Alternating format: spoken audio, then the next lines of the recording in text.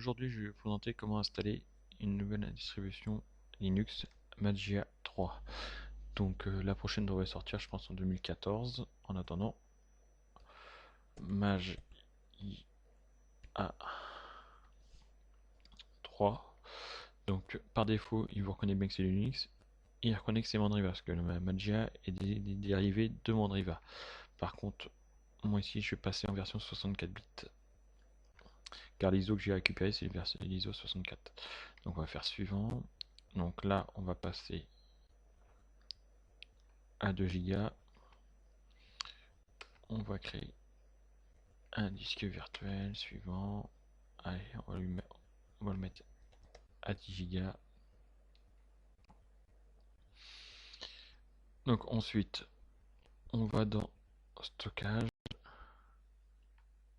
On sélectionne le lecteur de CD et on va chercher l'ISO qu'on a préalablement téléchargé sur magia.org.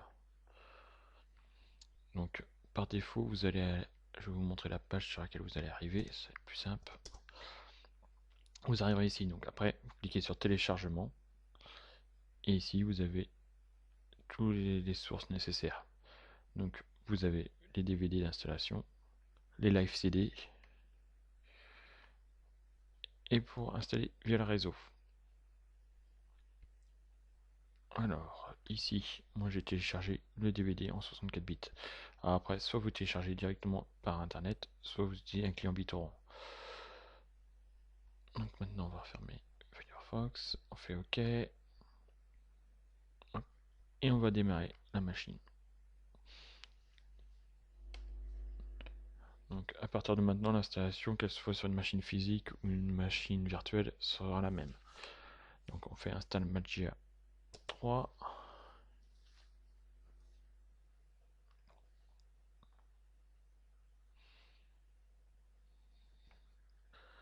Donc il va détecter tout le matériel. Donc en fonction des machines, cette étape sera plus ou moins longue.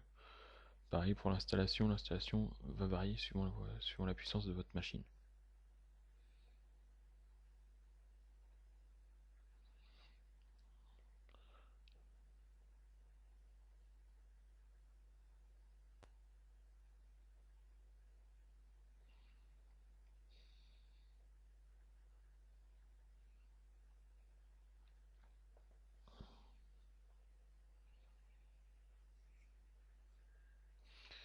Donc, voilà, donc par défaut il nous met en anglais, donc moi je vais le repasser en français. On fait next. On accepte la licence. On fait suivant. Donc là, il nous installe les pilotes. Le clavier en français suivant. Donc ici, on a un contenu, il nous montre que le disque pour nous il est vide, parce que sur une machine, il n'y a rien d'autre. Si vous aviez eu d'autres systèmes d'installer, vous auriez trouvé des carrés rouges, verts, bleus, suivant ce qui est installé. Donc là, pour nous, c'est ce qu'il y a de plus simple. Donc on va faire utiliser l'espace disponible. Comme ça, il va nous prendre tout le disque, il va faire le partitionnement automatique.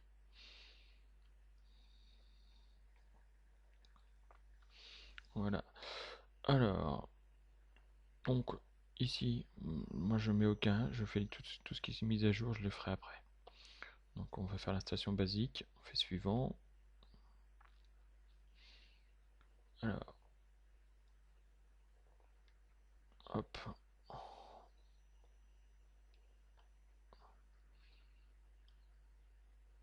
Donc là, il va nous chercher les packages d'installation.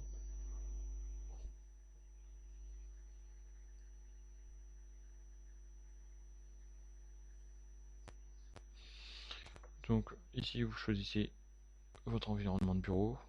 Moi, je vais rester sur KDE. On va faire suivant.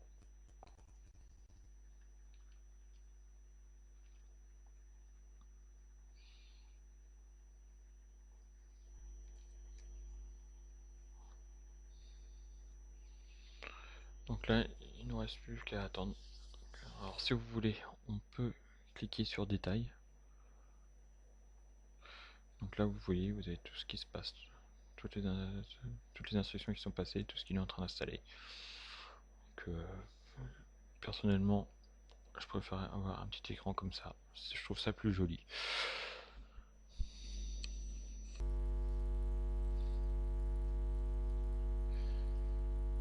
Donc une fois toute l'installation finie, il suffit encore attendre un tout petit peu.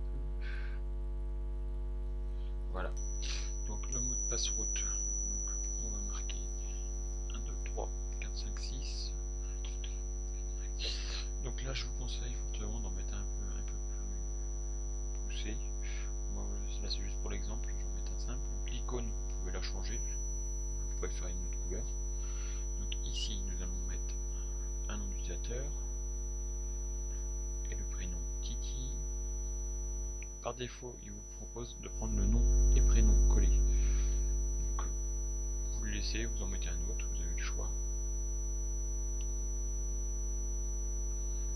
Donc après, en mot de passe, ici, donc, je vais marquer, je vais reprendre Titi, Titi, et on va faire suivant.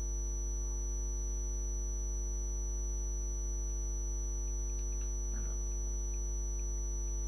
suivant.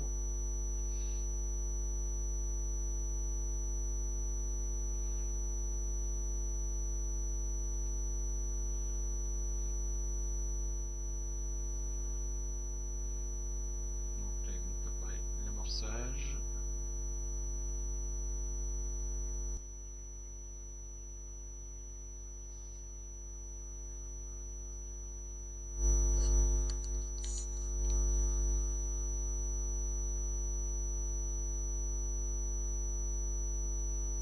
Donc une fois le secteur amorçage fini, donc là vous pouvez sélectionner votre pilote d'écran. Donc par défaut, moi je vais rester sur sur le plug and play. Alors la configuration matérielle, on ne va pas y toucher. On va faire l'installation de base, donc les services j'en laisse toujours 16 sur 21. Suivant.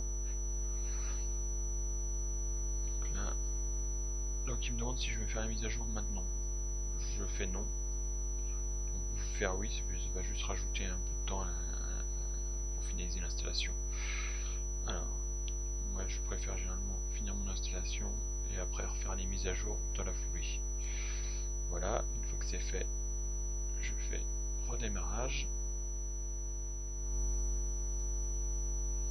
Donc là vous allez voir par défaut, sous la VM, l'ISO va être retiré, ce qui fait que ça va vous aller directement booter sur l'installation de Magia.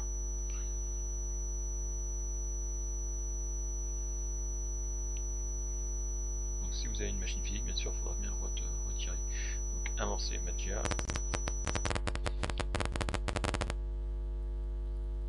Voilà, c'est le premier démarrage.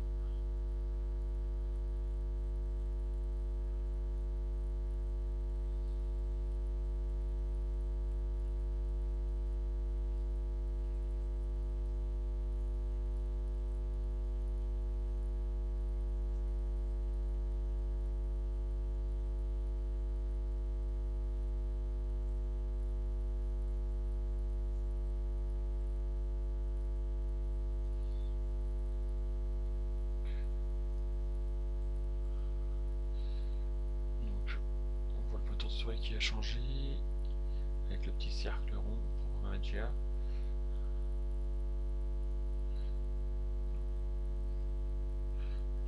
Voilà, nous avons l'utilisateur Toto Titi.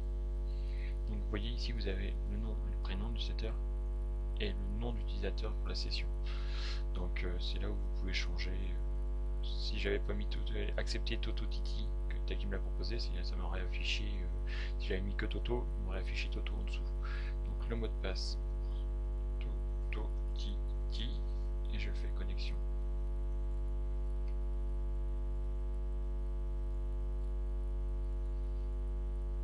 Donc là, nous allons arriver sur le bureau KDE. Car c'est l'environnement graphique qu'on a choisi lors de l'installation.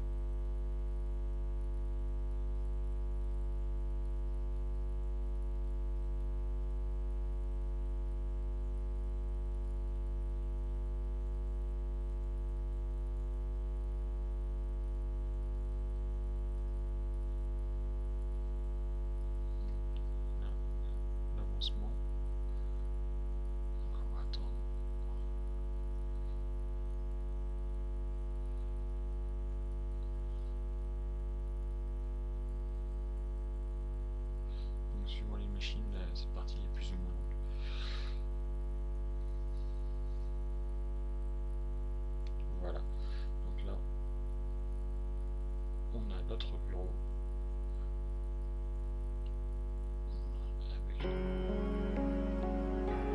Voilà.